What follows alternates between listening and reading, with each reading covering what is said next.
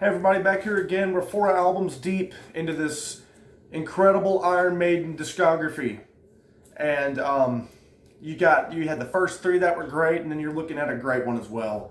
Of course, we're talking about Peace of Mind, which would be the first album that has the full, iconic Maiden lineup, because Clive Burr, in between the albums here, left on drums, and Nico McBrain would join. So you've got Adrian and Dave on guitar, Steve Harris on bass, Nico McBrain on drums, and Bruce Dickinson, the legend, on vocals.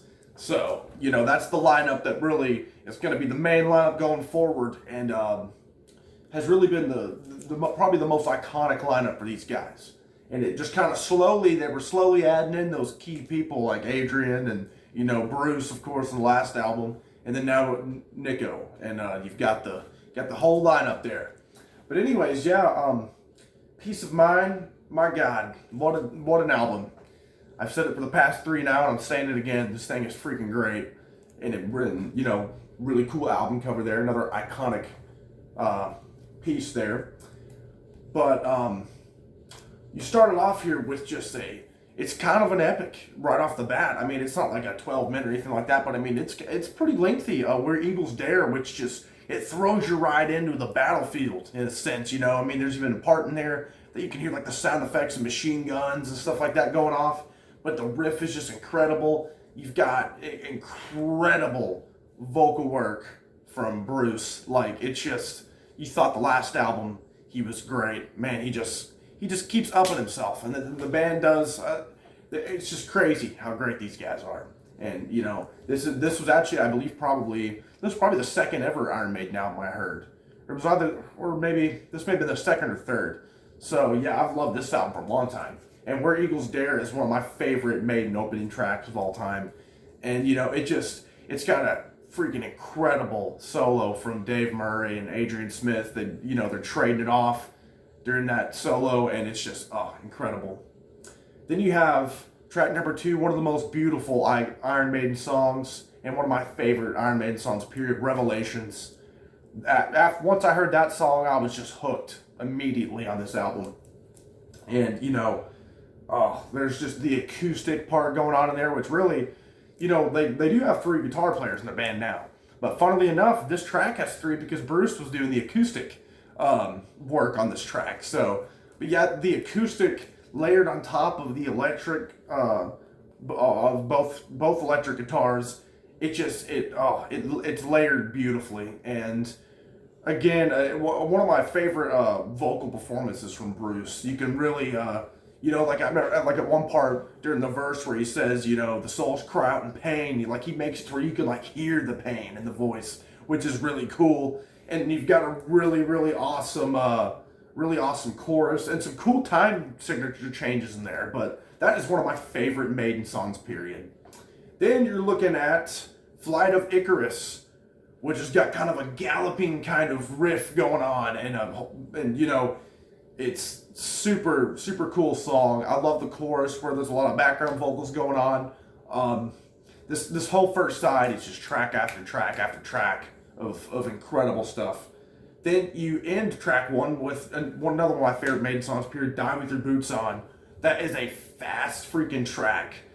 Oh, the chorus is just, this is definitely one of the speedier tracks in this album. And I love near the end of the song where they're going through chorus, and instead of even breathing, it seems like Bruce just is powering through it and just belting out that chorus. It's just so badass. I love that track. And as you can see here, on a lot of the tracks in this album, it's kind of it has a lot of themes of war and stuff like that in it, and the toll it takes on, which is pretty cool. Then after the incredible side 1, you start side 2 with possibly the most famous Iron Maiden song, period, The Trooper. And for good reason. I mean, it's not my favorite song off here by any means, but my God, you hear that opening riff, and you're going for a Maiden ride, and the way that the guitars are layered on top in this track as well it's really prominent, and I love that song. I definitely, like I said, I do think it can be overplayed at times, but it doesn't take away from how great of a song that is. But it's not one of my favorites off here. But it definitely is one of the best ones off that side 2 of this album. Then we're looking maybe my favorite off of side 2 of this album, Still Life, which is it's a deep cut. You don't hear a lot of people talking about that one, but it's a pretty damn heavy track you've got going on there. Then you go with Quest for Fire, which I'd say is probably my least favorite off the album, but it's solid. All killer, no filler on this thing. But if I had to pick maybe one that was maybe my least favorite, it'd probably be Quest for Fire. Then we go with Sun and Steel, which is really catchy, really hooky. I love the lyrics in that. It's pretty cool. And you end it with To Tame a Land, which is kind of like talking about like some dinosaurs and stuff like that, which is kind of a change of pace on the album, but it's really cool. I love that closing track. Really cool way to close it. So I would say side 1 definitely takes the cake as far like those first 4 tracks in a row are some of the best Maiden material you can get, period. But, Still Life, Trooper, Sun and Steel, for me, those are all classic Maiden tracks as well that come right off here. But it just, man, these guys they're on that album streak like I talked about last time. We're at that era of Maiden, early 80s, that it's just, you're getting an album, one of the best, great album streaks of all time, in my opinion, where it's just great one, that they just keep pumping out. Of course, there'll eventually be a little halt there once we get a little bit later on in this discography reviews, but yeah, we're not there yet, because next we got another great one coming up. The super iconic Power Slave. So, man, I'm looking forward to reviewing that one. I'm looking forward to jumping on through these album reviews. I love doing them. I'm loving revisiting these. I typically always have some Maiden playing, but before I do these reviews and rankings, I kind of take a halt from listening to them, maybe from the band I'm about to be reviewing and stuff beforehand, so I just get a completely fresh, perspective going into it.